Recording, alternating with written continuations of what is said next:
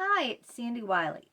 Welcome to my mental health channel, You Got This, where I wipe away the stigma of mental illness by talking about my own personal experiences, having borderline personality disorder. I talk about narcissism, post-traumatic stress disorder, um, panic attacks, depression, and a plethora of other mental health topics. But I only come on as a former patient of almost 20 years. I am not a licensed therapist. I do not hold a degree in psychology, so I cannot diagnose you. I cannot give you a professional opinion. I can only share my own personal experiences and struggles with you. Now, in turn, I only ask one thing of you. Please be kind in the comments. Be kind to me. Be kind to other people who comment. We don't need to agree on everything, but we do need to agree on showing each other respect and kindness. Now, if you are new to my channel, welcome, welcome. If you like what you see, hit that like button right there. And if you haven't yet, hit the subscribe button because it's 100% free. So, what's the worst thing that could happen to a borderline patient in therapy? Borderline's, like, the number one thing associated with borderline personality disorder is, for me, is an extreme fear of abandonment. I've been abandoned in my childhood, traumatized. My dad walked out on me and left me with a mother who beat me and swore at me and neglected me and belittled me, made me think shamed me, telling me I was responsible for her bad marriage, that if she didn't have me, she could be footloose and fancy free. It was just despicable. So abandonment is like the core for me. Okay, I can only talk about what it is for me as a borderline. That's the core main thing. I'm frightened of having relationships. I've only stayed with one person my entire life. That's my husband. Since 1984 when we met, when I was 18 years old. I have no friends. I have, except for my two sons, one who's going to college to become a doctor who lives with us, Austin, and the other one who has traumatic brain injury, who is an invalid living in a special home, who we see twice a week. But other than those three men, my two sons and my husband, I have nada. I have nobody else in my life, okay? I did other videos and saying how terribly lonely I am, how I have no friends, how every time I try to put trust in someone and reached out to them, how they betrayed me, how they hurt me, how they criticized me, how they judged me, and abandoned me. Now, Dr. Eugene Pogany lived in Newton. Dr. Richard Geist lived in Newton, and Dr. Jeffrey Fortgang lived in Newton. All these psychologists all living in Newton. It's just kind of ironic, isn't it? All within like 10-minute distance of each other. I was seeing him for 10 years. This is the book, When Therapy Fails, Mishandling of the Transference. I'm not going to recommend you this book. It's only like 101 pages. It only has 1 star. I don't know who rated it, but whoever bought this and rated it hated it. Hey, I'm a poet. I just made a rhyme. Whoever bought this rated it and hated it. So I'm not going to recommend it to you because it only has 1 star if you look it up. But in this book, I write a lot about my therapy with Dr. Eugene Pogany, which was after my therapy with Dr. Jeffrey Fortgang, which was after my therapy with Dr. James Barbaria. I had a sexual abusive relationship with Dr. James Barbaria. Then I went to Dr. Jeffrey Fortgang from Yale, and he couldn't deal with me, and he ended the treatment. But he didn't end it abruptly. It was kind of like a mutual elongated thing. It's complicated. I don't want to go into that. I'm just talking about Dr. Eugene Pogany. Now, what is really tragic is the way he ended this 2-year therapy and the place I was when he ended it. This is what's really tragic about this. He's the only person in this earth who got me to open up about my mother. The one and the only. No other psychologist ever got me to open up about my mother.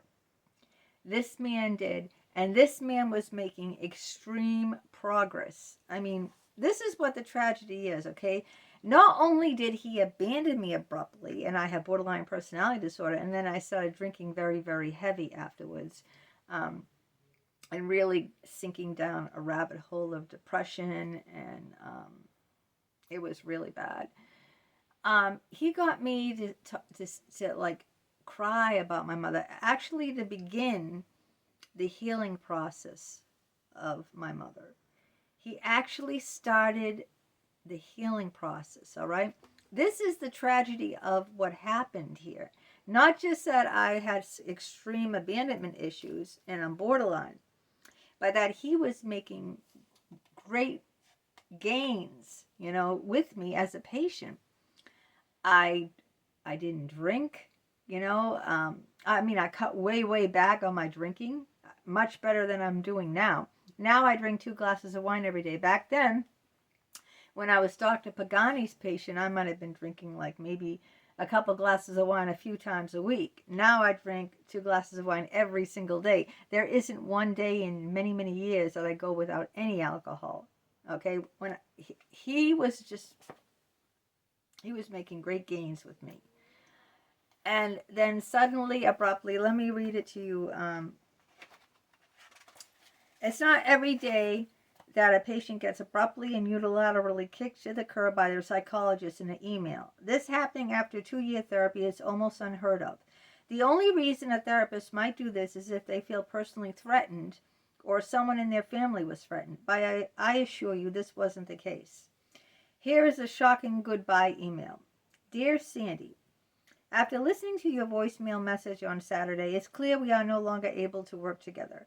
I am confident that you'll be able to continue your psychotherapy with someone else. I send you all good wishes. Now, I was floored, That's not how you end therapy with a patient, in an email, unilaterally, without even talking about it, without even bringing it up, without helping them find another therapist, without a discussion, a mutual discussion between, just like clear out of the blue. That's like a Dear John letter, that you would get from your boyfriend or something. Oh, I'm sorry, but this relationship isn't working out for me. Take care. I wish you well. I mean, I was floored. Okay? I was making gains with this guy, I had called him I'd called him over the weekend, and I told him I was concerned about him, that I thought he was burning out, and that he should probably, get some supervision. That's what I said to him. He just came back from a vacation, and he looked exhausted. He didn't look rested. When you come back from a vacation, you feel, relaxed, like a fresh lease on life because, you've been away. This guy didn't go on a relaxing vacation. I found out he went on a business vacation where he took care of things, not like going away to Aruba and basking, in the turquoise waters and the white powdery sand, or, sightseeing through Paris. This was like a business thing, taking care of something, not like a relaxing. And I was just concerned that he was not, performing up to par, and he was my psychologist, and that's all I said in the email. That was it. That, I'm worried, you're burning out, you don't look relaxed, and you just got back from vacation, and I think you should probably talk to a supervisor or something. That's it. You know what I mean? That's what I said exactly in that email. I mean, in that phone call. And after he heard that phone call, shut the door. And I was totally devastated. This is why I would never ever go back to another therapist ever again. I mean, I've had too many of these experiences, where it just like blows up in smoke in my face. And this one really hurt me because I was making gains with this guy. Like I said, I hate my mother. This is the first time I was starting to develop feelings in the therapy. Just starting. It was right, I was starting to cut back on my drink. I was starting to heal when he abruptly ended it. I was finally starting to heal, finally talking about my mother, finally even feeling, compassionate feelings toward the bitch. And he just like sealed, no more. And of course, I put this all over LinkedIn. And a lot of people were very nice, professional people that wrote back and said about, how unethical he was. The funny thing about this guy, too, Dr. Eugene Pogany, this shrink, is he's the one who told me that Dr. James Barbaria died. That's how I found out that my former lover, psychologist, the psychologist I had sex with for 2 years, Dr. Eugene Pogany, he was the one who told me he died. I was in session one time, sitting across from him, and I talk about Jim a lot during the session. He knew I was dating my psychologist. He knew we were having sex. He knew everything about it, okay? But I never told him his last name. I just said Jim, That's all I said, Jim.